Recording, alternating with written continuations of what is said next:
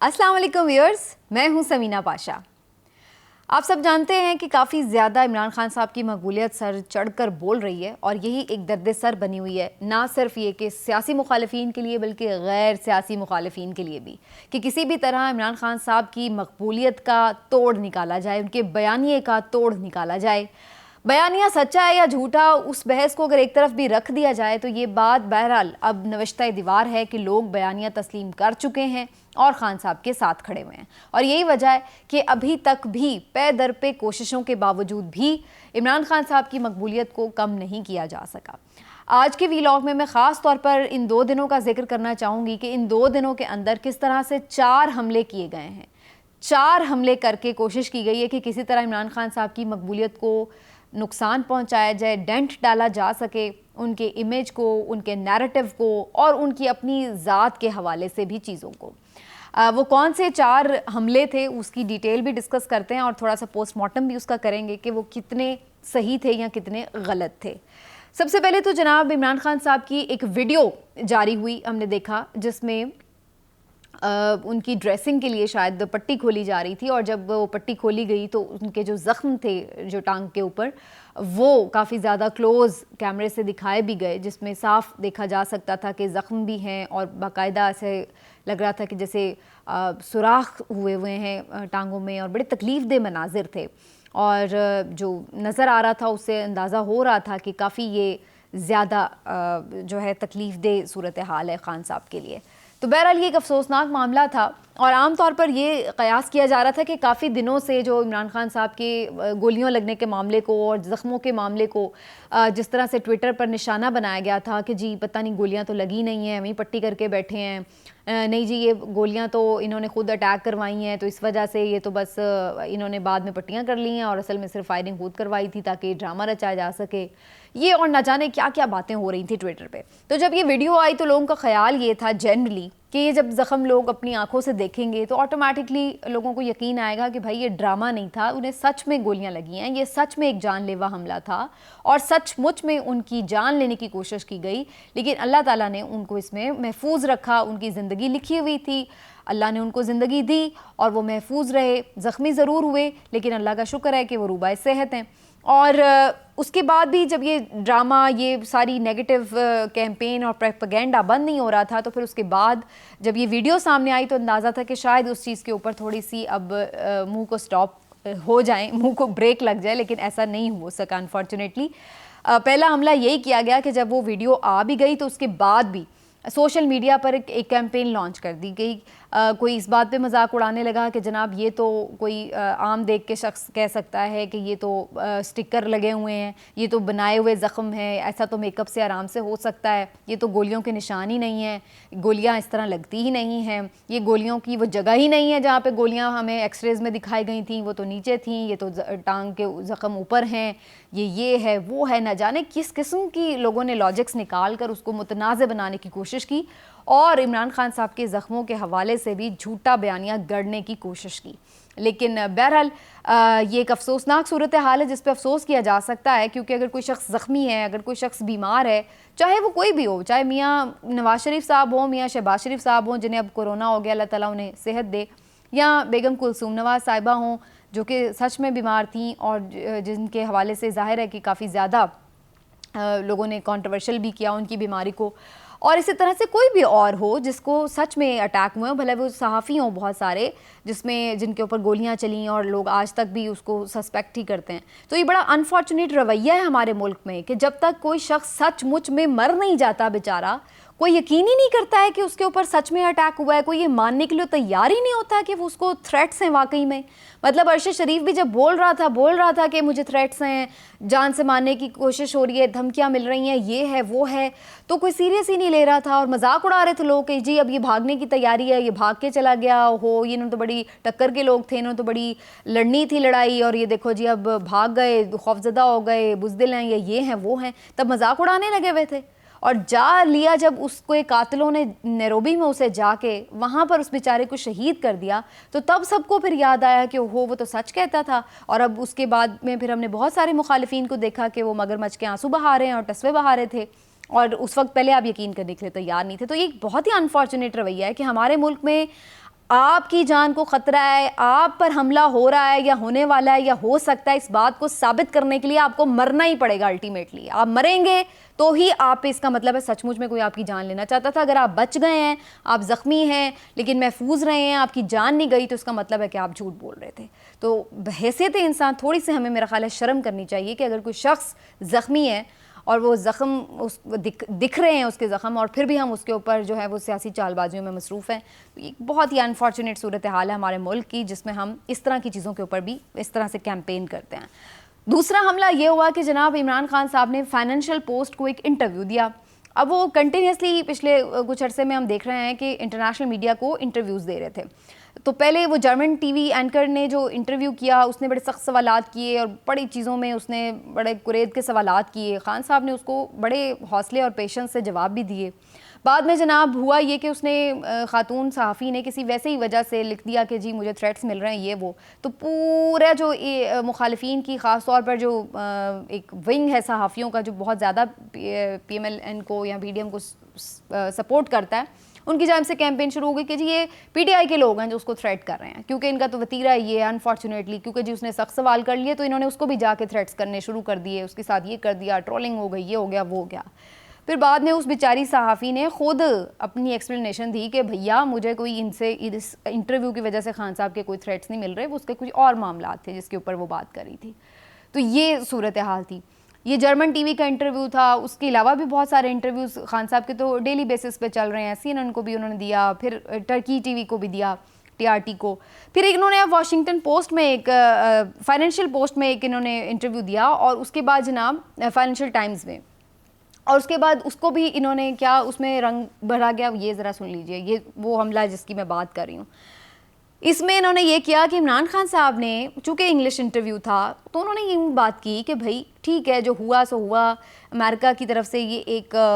धमकी मिली और इस तरह से हुआ, तो ये बात बिल्कुल गैर मुनासिब थी ये कि आप इस तरीके से धमकियाँ में लहजा इस्तेमाल करें। लेकिन बहरहाल जो कुछ भी हुआ सो हुआ, मैं इन चीज़ों को अब अपनी ज़ात से निकल कर इसको मैं पीछे छोड़ना चाहता हूँ। मैं चाहता हूँ कि हम आगे बढ़ें इस मामले को लेकर के, और जो पाकिस्तान और अमेरिका के रिलेशनशिप्स हैं, और सिर्फ पाकिस्तान और अमेरिका ही नहीं, पाकिस्तान की पूरी दुनिया के साथ जो रिलेशनशिप्स हैं वो इम्पॉर्टेंट हैं, बराबरी की सतह पे होने चाहिए। वो स्लेव्स और मास्टर्स वाला जो रिलेशनशिप है वो नहीं होना चाहिए। बड़ा क्लैरिटी से उन्होंने उस इंटरव्यू में ये बात की हुई है। लेकिन क्या हुआ कि डॉन न्यूज़ ने जनाब उसकी लीड बना दी कि इमरान खान ने तो कह दिया कि जी वो तो साजिशी बयानियाँ या वो जो था अमरीकी धमकी वाला, वो तो मैं वैसे ही ख़त्म करता हूँ, बात ख़त्म, वो मैंने एवं कह दिया था। मतलब टोटली उसको एक अलग नैरेटिव दे के तो वो पेश कर दिया। भाई उन्होंने ये नहीं कहा कि मैंने झूठ बोला था, मैं माजरत चाहता हूँ। उन्होंने ये कहा कि जो मेरे साथ हो गया सो हो गया, लेकिन अब मैं उस बात को क्या पकड़ के बैठे रहूं? अब क्या दोबारा कभी अमेरिका से बात नहीं होगी? क्या दोबारा इमरान खान साहब कभी वज़ीर आज़म बनेंगे तो क्या अमेरिका के साथ कभी उनके कोई रिलेशनशिप बेहतर नहीं होने चाहिए?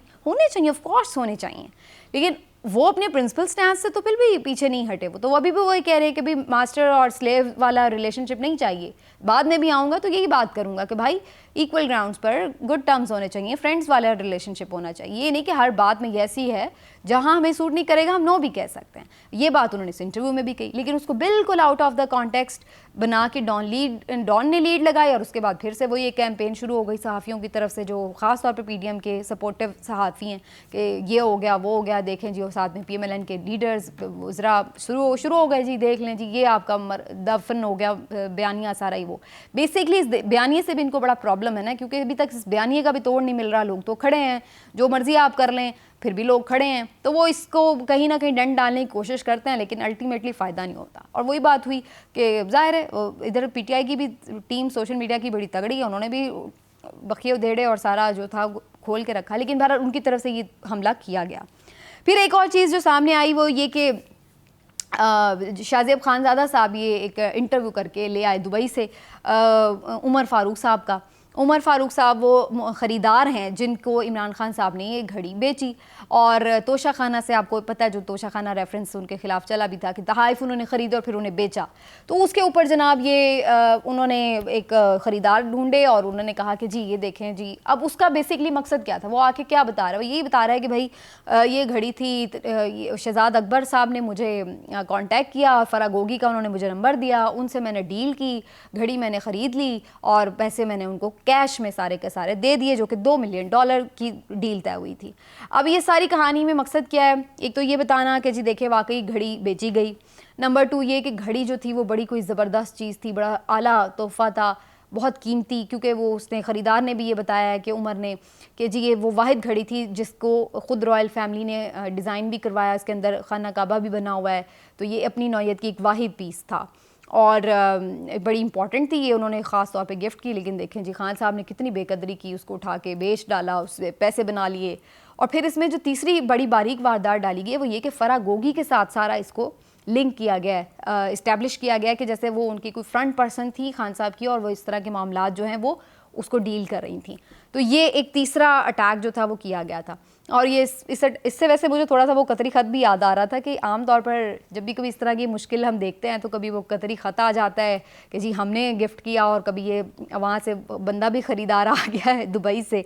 तो यहाँ पर जो टर्म्स हैं जिन लोगों के हैं, जिन हलकों के हैं वो भी, और ख़ुद ज़ाहिर गवर्नमेंट में भी शरीफ फैमिली के भी बहुत अच्छे टर्म्स हैं, तो ये बड़े अच्छे से यूज़ करके उसको जो है वो बड़े टाइम से लेके भी आते हैं। और एक और प्रेस कॉन्फ्रेंस भी मुतवक्किल है, मैं भी जब आप ये मेरा वीलॉग देख रहे हों तो उस वक्त तक वो हो भी चुकी है, और वो कहा जा रहा है कि जो खुसरो बख्तियार साहब हैं जो खान साहब के साथी बन गए थे, तो वो भी अब कोई प्रेस कॉन्फ्रेंस कर रहे हैं जिसमें वो बहुत ज़्यादा ज़ाहिर है वो भी बताएंगे आके कि जी खान साहब कितने बुरे आदमी थे।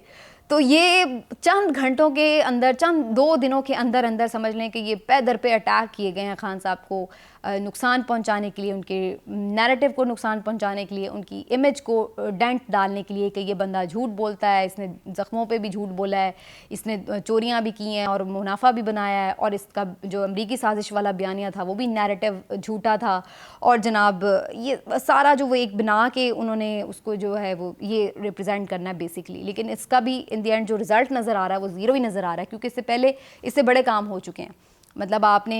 उनको नाअहल भी करार दे दिया, आपने